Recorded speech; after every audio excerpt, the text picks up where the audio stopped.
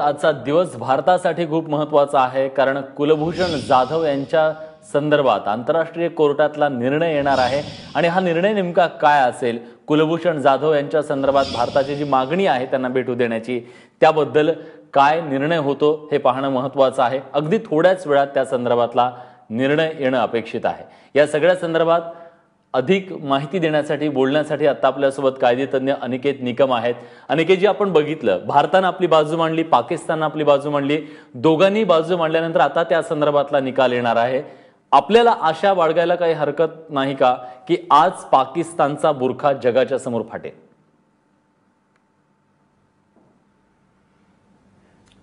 विलासजी, आजचा दिवस खरोखरच भारताच्या दृष्टिकोनातून खूप ऐतिहासिक दिवस आहे।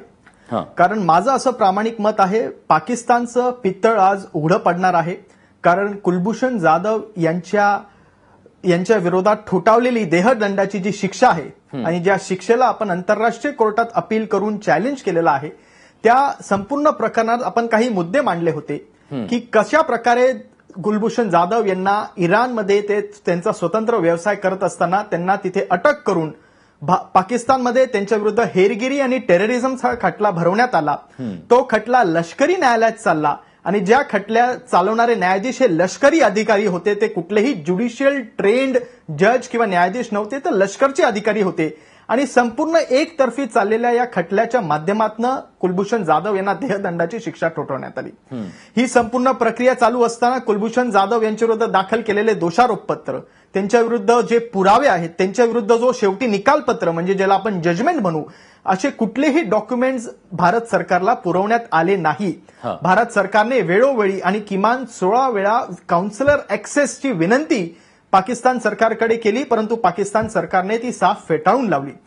आणि या संपूर्ण प्रकरणात कुठलेही नैसर्गिक न्यायदानाच्या तत्वांचा पालन न करता त्या संपूर्ण तत्वांना सुरुंग लावून कुलभूषण जाधव यांच्या विरुद्ध देहदंडाची फाशीची शिक्षा ठोठावलेली आहे, जिला आज आपण आंतरराष्ट्रीय कोर्टात चॅलेंज केलेलं आहे।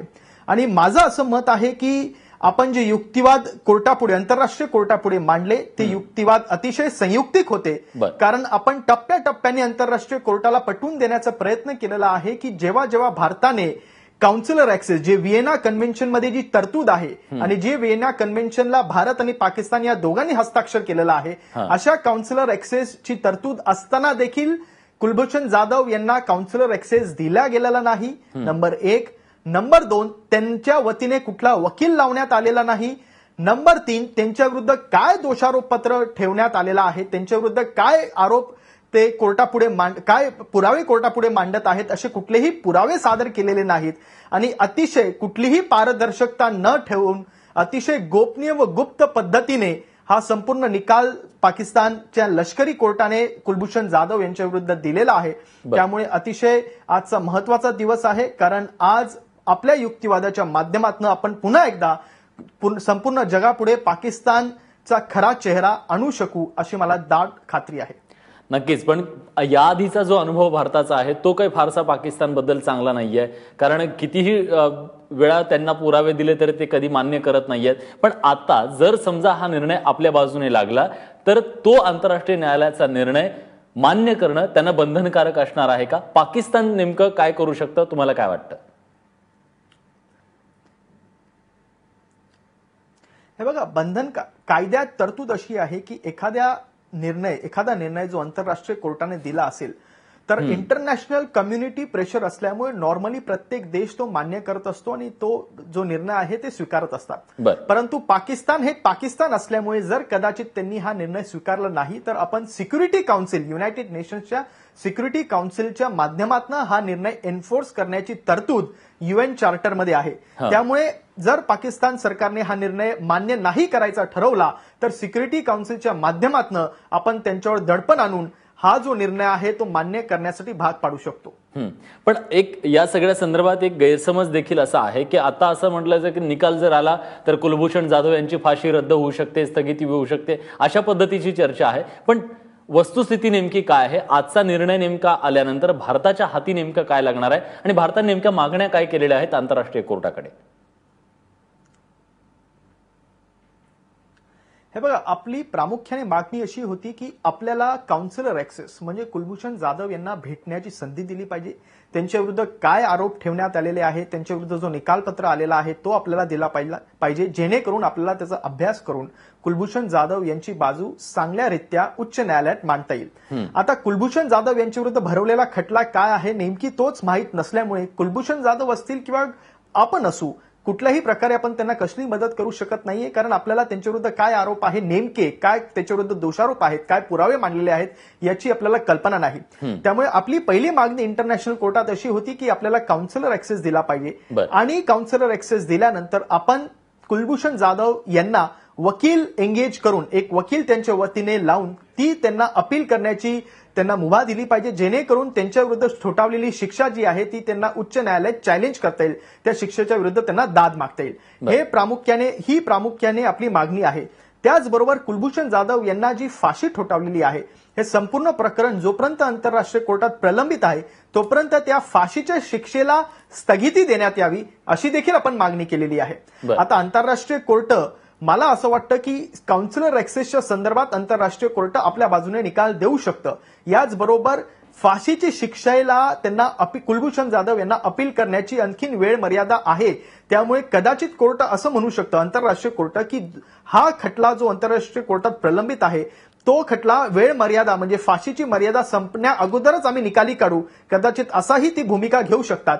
त्यामुळे आज आता ते नेमकी भूमिका काय घेतात त्याकडे आपल्याला बघायला हवं. परंतु ऍटलिस्ट काउन्सिलर ऍक्सेसचा जो मुद्दा आहे तो महत्वपूर्ण आहे, कारण काउन्सिलर ऍक्सेस मिळाल्यानंतर आपल्याला कुलभूषण जाधव यांच्या विरुद्ध नेमकं काय त्यांनी पुरावे आणलेले आहेत कोर्टापुढे, लष्कर न्यायालयापुढे हे आपल्याला कळेल आणि त्याचं नंतर आपण पोस्टमॉर्टम करून पुढची कारवाई जी असेल कायद्याच्या दृष्टिकोनातून ती आपल्याला करता येईल. नक्कीच. पण आपल्या भारतातल्या प्रत्येक भारतीयाची जी अपेक्षा आहे ती अपेक्षा ही आहे की कुलभूषण जाधव यांना जी फाशीची शिक्षा सुनावली आहे ती रद्द करण्यात यावी आणि कुलभूषण जाधव यांना परत भारतात कसं आणता येईल याबद्दल प्रत्येकाच्या मनात एक भावना आहे की त्यांना आणलं जावं. पण हे सगळं करत असताना भारत सरकारच्या समोर नेमक्या अडचणी काय आहेत, आव्हानं नेमकी काय?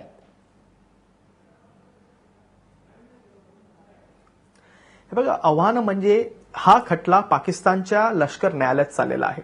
पहिली गोष्ट म्हणजे हा खटला कुठल्या नॉर्मल क्रिमिनल कोर्ट जे सिव्हिलियन्स म्हणजे नागरिकांच्या विरुद्ध खटला भरवले जातात ज्या कोर्टात, त्या कोर्टापुढे हा खटला चाललेला नाही, हा लष्कर न्यायालयात चाललेला आहे. ही गोष्ट महत्वपूर्ण याकरता आहे कारण लष्कर न्यायालयाचे न्यायाधीश हे काही नॉर्मल न्यायाधीश नसतात, ते लष्करचेच अधिकारी असतात आणि हे लष्करचे अधिकारी त्यांच्या सुपिरियर्सला आन्सरेबल असतात. त्यांना त्यांच्या जे वरिष्ठ असतात त्यांना उत्तर द्यावं लागतं. त्यामुळे हा संपूर्ण जो खटला लष्कर न्यायालयात चालला तो खटला मुळात लष्कर न्यायालयात न चालता एका क्रिमिनल नॉर्मल फौजदारी कोर्टात चालायला हवा होता. ही बाब अति महत्वपूर्ण आहे. आता हा लष्कर न्यायालयात चालल्यामुळे त्यांनी फक्त कबुली जबाबावर आधार ठेवून कुलभूषण जाधव यांना शिक्षा ठोठावलेली आहे.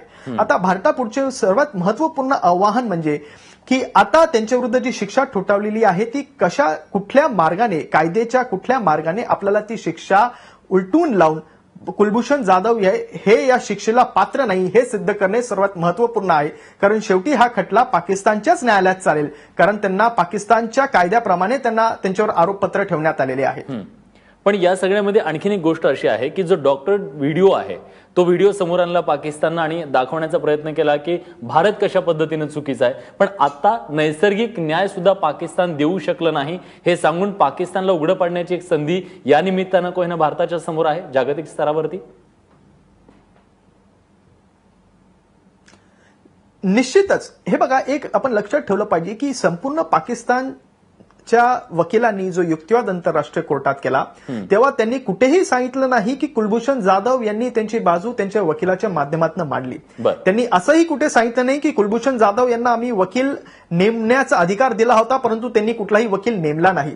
त्यांनी संपूर्ण पुरावा जो त्यांच्याकडे कुलभूषण जाधव यांच्या विरोधात आहे तो पुरावा म्हणजे कुलभूषण जाधव यांचा कबुली जबाब. आता भारतातला एव्हिडन्स ऍक्ट आणि पाकिस्तानमधला एव्हिडन्स ऍक्ट जवळजवळ सारखा आहे आणि कबुली जबाबाला कायद्याच्या दृष्टिकोनातून जास्त महत्व नसतं. कारण एखादा कबुली जबाब जर तो दडपशाहीने प्रेशर देऊन किंवा इन्फ्लुएन्स करून घेऊन मिळवलेला असेल तर तशा कबुली जबाबाला अजिबात कायद्याच्या दृष्टिकोनातून महत्व नसतं. त्यामुळे आज पाकिस्तानकडे कुलभूषण जाधव यांच्या विरोधात कुलभूषण जाधव यांचाच कबुली जबाब आहे जो आपल्याला मान्य नाही, कारण हा कायद्याच्या चौकटीत न बसणारा कबुली जबाब आहे. आता ही बाब आंतरराष्ट्रीय कोर्टाच्या देखील लक्षात येत होती आणि म्हणूनच आंतरराष्ट्रीय कोर्टाने पाकिस्तानच्या वकिलांना सांगितलं की आम्ही हा जो कबुली जबाबाचा व्हिडिओ आहे तो आम्ही बघणार नाही. तुम्हाला कायद्याच्या दृष्टिकोनात कायद्याच्या चौकटीत राहून काय युक्तिवाद मांडता येतील ते तुम्ही मांडा. त्यामुळे अप्रत्यक्षपणे किंवा प्रत्यक्षपणे आज जगापुढे पाकिस्तान एकतर्फी न्यायालयीन प्रक्रिया कशी आहे पाकिस्तानची आणि ती ढासळलेली आहे हे आपण जगापुढे आणलेलं आहे. पण या सगळ्यामध्ये एक आहे की भारताला खूप अपेक्षा आहे, आपल्या सगळ्यांनाच आशा आहे की आज खऱ्या अर्थानं न्याय होईल, सत्याची बाजू समोर येईल. आणि हे सगळं होत असताना कुठेतरी आता पाकिस्ताननं जर समजा न्याय आपल्याला मिळाला नाही, पाकिस्तानच्या बाजूने निकाल लागला, तर आपण काय करायचं पुढे? आपल्याकडे पर्याय काय पुढचा?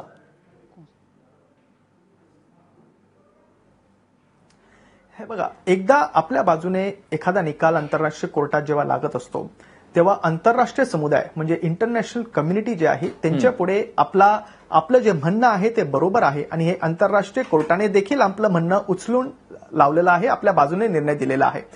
आंतरराष्ट्रीय कोर्टातले जे न्यायाधीश असतात ते एका विशिष्ट देशाचे नसतात, तर विविध देशांचे ते वरिष्ठ कायद्याच्या क्षेत्रातले वरिष्ठ लोक असतात. त्यामुळे त्यांनी दिलेल्या निर्णयाला खरोखर खूप महत्व असतो. आता पाकिस्तानने समजा तो निर्णय मान्य न करायचं ठरवलं, माफ करा मी तुम्हाला थोडंसं थांबवतोय, कारण आंतरराष्ट्रीय न्यायालयामध्ये ही सुनावणी जी आहे ती सुरू झालेली आहे आणि आता निकाल कधी येतो याकडे आपलं सगळ्यांचंच लक्ष आहे. तेव्हा आंतरराष्ट्रीय न्यायालयामध्ये आता निर्णयाची जी सुनावणी आहे ती सुरू झाली आहे.